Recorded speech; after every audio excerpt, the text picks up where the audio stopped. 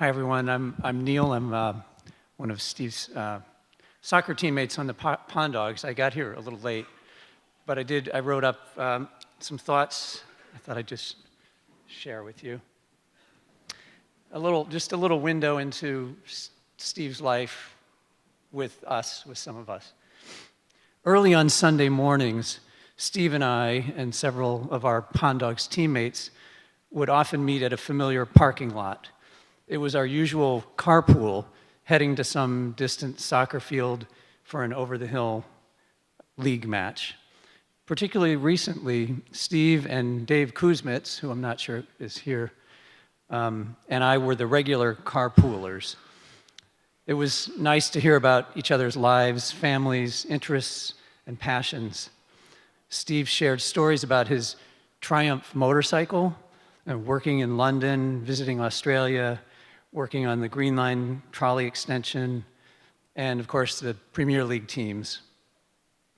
Dave was always telling stories about refereeing basketball games and some home improvement project that he had taken on. Steve often liked to tell us about his family, of whom he was so rightly proud. But Steve was always telling his stories in such a humble, curious, and self-effacing way. He clearly loved to tell me about how Anthony was doing, and not just the running exploits, which were amazing, but the job hunts, the coaching, and the challenges of young men today. I was always curious to hear because of my own challenges with my own two sons. And Steve would often tell us about Marika and the latest travels and how Marika was so great to put up with him. After the soccer games, we would pile back into the car and return to Arlington, often exhausted, smelly, sometimes muddy, and usually sore and injured. The conversation on the way home was typically about how we could have won the game. If only we had shot more, or passed earlier, or run faster, or gotten back on defense.